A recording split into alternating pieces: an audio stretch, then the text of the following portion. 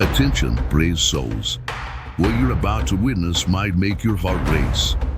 Before the suspense takes over your screen, click subscribe now and hit the like button. Get ready for a spine-chilling experience. But be warned, only the boldest will survive until the end. Hello, my name is Oliver Taylor, and I've been a park ranger for the past 12 years. I'm 36 now, and Yosemite National Park has been my home and workplace for as long as I can remember. If you spend enough time out here, you start to see things that make you question the limits of reality. Some things can be explained by nature's quirks. Others can't. There's a story I've been carrying with me since 2012. A story I don't usually share, but something about your channel tells me you'll understand. Maybe you can help me make sense of it. Or maybe you'll just tell me I should have listened to the warnings. Either way, this is what happened. It was late October, a few days before the park would switch to winter hours. The air was sharp with the smell of wet earth and decaying leaves, and most visitors had cleared out for the season. Only the diehards, backpackers, birdwatchers, and amateur photographers remained, soaking up the quiet before the snow came. I was at the ranger station, finishing paperwork, when the radio crackled to life. "Base, this is Group 4, came the slightly panicked voice of a camper. "We're near Bridalveil Fall. There's something weird here. Sounds, and I don't know, movement in the mist." I grabbed the receiver. "Group 4, this is Taylor. Manimals." A pause. "I don't think so. It's hard to explain. You'd better come check it out." I sighed, already running through the possibilities in my head. Bears, mountain lions, maybe some overly imaginative campers spooking themselves. I radioed back that I was on my way. As I was pulling on my jacket, an older man, one of the Miwok guides, walked into the station. His name was Sam, and he'd been coming around since I started. Sam had a way of knowing things without being told, and when he saw me gearing up, his face darkened. "Where are you headed, Taylor?" "Bridalveil Fall," I replied, slipping on my hat. Sam's eyes narrowed, and he stepped closer, lowering his voice. "Don't go. Not today. The mist is too thick." I couldn't help but chuckle. "Sam, I've been out in worse. It's just fog." "No," he said firmly. "It's Pohono, the spirit of the waterfall. It takes what it can on days like this." I stopped laughing. Sam had told me the story before. A Miwok legend about a spirit that lived in the mist of Bridalveil Fall. It was said to lure people to the edge, using whispers and illusions, and once you were close enough, it would pull you over. "I appreciate the concern," I said, "but I have a job to do." Sam grabbed my arm, his grip surprisingly strong for an old man. "If you go, don't let the mist touch your skin. And whatever you hear, don't listen, duh." His words lingered with me as I drove toward the falls. The road wound through towering pines and granite cliffs, the landscape painted in shades of gray by the overcast sky. By the time I reached Bridalveil, the air was colder, and the mist hung thick, curling through the trees like a living thing.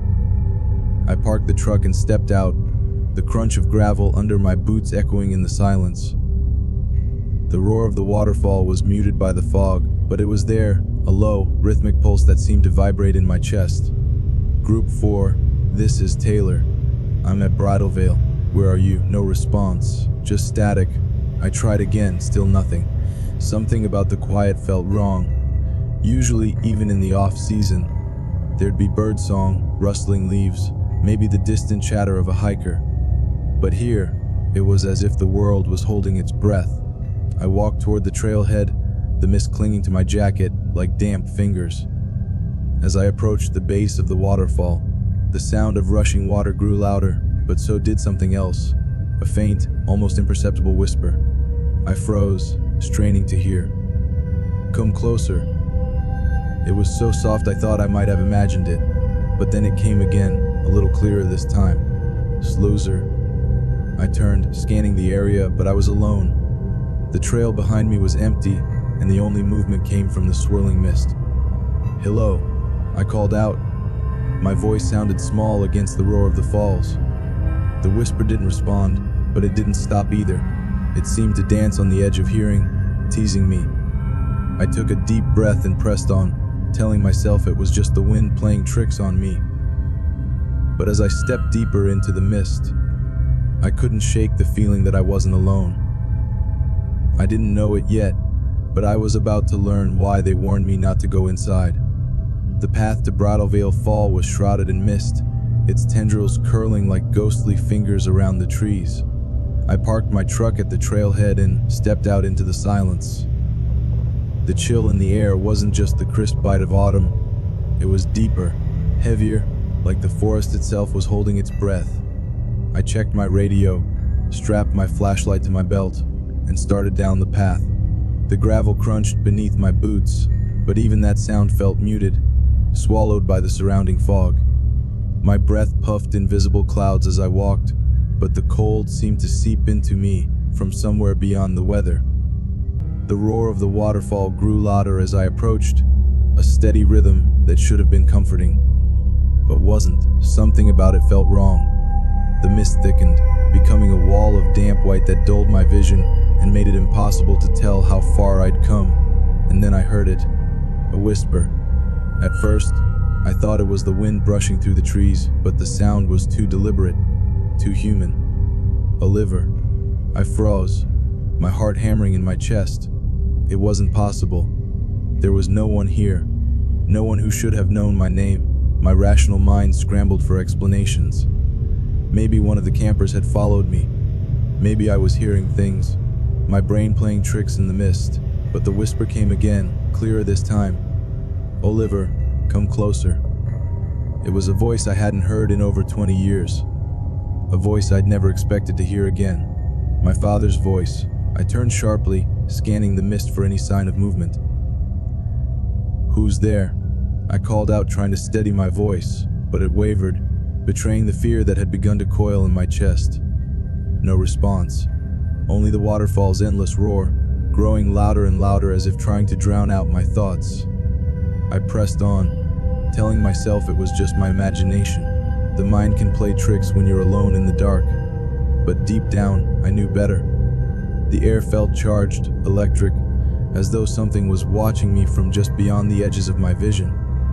And then I saw it. A small, muddy shoe lying at the edge of the path, partially buried in the wet ground. I crouched down and picked it up, turning it over in my hands. The fabric was soaked, the laces frayed. It was a child's shoe, pink and worn, the kind of thing that had no business being here. I stood, gripping the shoe tightly, my pulse quickening. Hello? I called again, louder this time. The mist swallowed my voice like a black hole. Something moved ahead of me, just a flicker in the fog. A shadow that darted out of sight before I could make sense of it. My hand instinctively went to my flashlight, but when I clicked it on, the beam seemed to struggle against the mist, barely illuminating more than a few feet in front of me. Oliver. The whisper came again, closer now. This time, I didn't call out, I couldn't. My throat was dry, and my tongue felt like sandpaper. The shadow moved again, slower this time, deliberate.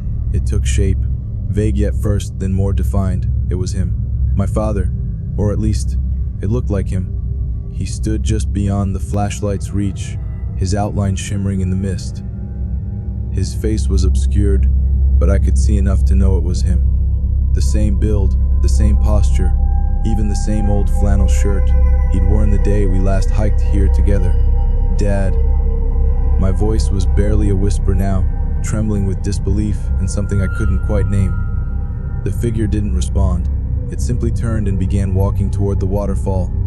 No, I muttered, shaking my head. This isn't real. You're not real. But my feet betrayed me. They moved forward, step by step, drawn by some invisible force I couldn't fight. The roar of the waterfall was deafening now, and the mists seemed to thicken with every step, wrapping around me like a living thing. Come closer? The voice was no longer my father's. It was something else entirely, something colder, darker, inhuman. I stopped, finally wrenching myself free from whatever pull it had on me. No, I shouted, the word echoing through the mist. The figure stopped, turning slowly to face me, and then it smiled. It wasn't my father. It was never my father. The realization hit me like a punch to the gut as the figure dissolved into the mist, its laughter, low and guttural, filling the air around me. The ground beneath my feet shifted, and I realized I was standing dangerously close to the edge of the waterfall. One more step, and I would have gone over. I stumbled back, tripping over a rock and landing hard on the wet ground. The shoe I'd been holding slipped from my grasp and vanished into the mist. For a moment, everything was still. The whispers stopped. The shadow was gone, but the feeling, that heavy, oppressive presence, remained. I didn't wait to see what would happen next. I turned and ran, my boots slipping on the wet trail, the roar of the waterfall fading behind me. When I finally reached my truck, I slammed the door shut and sat there, trembling, trying to catch my breath. I didn't look back, and I didn't go back. The mist wrapped around me like a living thing, cold and suffocating. Each breath felt heavier than the last, as if the air itself was resisting my presence. I could barely see the rocks beneath my boots, the swirling vapor swallowing everything around me. The sound of the waterfall was deafening now, a low, guttural roar that seemed to resonate not just in my ears, but deep inside my chest. And then I heard it again. Oliver. It wasn't just a voice, it was his voice, my father's voice, the man who had died here decades ago, whose memory had haunted every step I took in this park. I froze, my instincts warring with my disbelief. Oliver, come closer. The voice was clearer now, rising above the roar of the falls.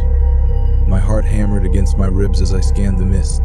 There, just a few feet ahead, a shadow began to take shape. At first, it was formless, a smudge of darkness swirling within the white haze. But then it shifted, solidified, until I could make out the unmistakable silhouette of a man. "Dad," I whispered, my voice barely audible over the crashing water. The figure stepped closer, and I saw his face. It was him, the same weathered features, the same kind eyes, the same flannel jacket he'd been wearing the day he fell. Every rational part of me screamed that it couldn't be real, that it was impossible. But there he was, standing just beyond the edge of the waterfall. He smiled, but there was something wrong about it. The corners of his mouth stretched too far, the expression not quite reaching his eyes. "Come here, son," he said, his voice warm and inviting. "I've been waiting for you." My legs moved of their own accord, drawn toward him like a moth to a flame. The mist seemed to part from me, revealing the jagged rocks and the abyss below. But then I felt it pull, not forward, but downward, a force I couldn't see, couldn't explain, dragging me toward the edge. I stumbled, my boots skidding on the slick stone, and panic surged through me. "No!" I shouted, planting my feet and throwing my weight backward. The figure's expression changed. The smile twisted into something predatory, the eyes darkening into bottomless pits. His voice, once warm, became a cold whisper that seemed to echo from all directions. "Don't fight it, Oliver. It's beautiful here." The pull intensified, and I realized with a sickening certainty that it wasn't my father. It was Pahano, the spirit the elder had warned me about. It had taken his form, used his voice, and it was trying to claim me. I dropped to my knees, grasping desperately at the wet rock. My fingers found a crack, and I clung to it with everything I had, my muscles straining as the invisible force tried to tear me away. "Jet out of my head," I screamed, my voice raw with terror. The spirit didn't answer. Instead, the mist around me began to shift again, forming faces. Dozens of them. Men, women, even children. Their hollow eyes staring at me, their mouths silently screaming. They were the ones Pahano had taken. I clenched my teeth, forcing myself to look away from the faces, away from the figure that still wore my father's form. I focused on the rock beneath me, on the rough texture beneath my fingertips. "You won't take me," I muttered through gritted teeth. "You won't win." The mist seemed to scream, a high-pitched wail that pierced my ears and rattled my skull. The pull reached its peak, and for one horrifying moment, I thought I'd lose my grip. But then, as suddenly as it had begun, the force released me. I fell backward, gasping for air as the mist began to thin. The faces dissolved, the figure disappeared, and the roar of the waterfall faded into a distant murmur. The sunlight broke through the clouds, warm and golden, cutting through the remaining vapor. I lay there on the cold stone, trembling and staring up at the sky, unable to comprehend what had just happened. When I finally mustered the strength to move, I picked up the small shoe I'd found earlier, clutching it like a talisman. It felt heavier now, as if it carried the weight of every soul Pono had taken. Back at the ranger station, the elder was waiting for me. He said nothing as I recounted what had happened, his expression grim. When I showed him the shoe, he shook his head. "It's not over," he said quietly. "Pono doesn't forget." That night, I placed the shoe in the lost and found, but by morning, it was gone. Even now, I can still hear the whispers sometimes, on windy days, when the air grows cold and the mist begins to rise. They warned me not to go inside, and I didn't listen. Now I know why.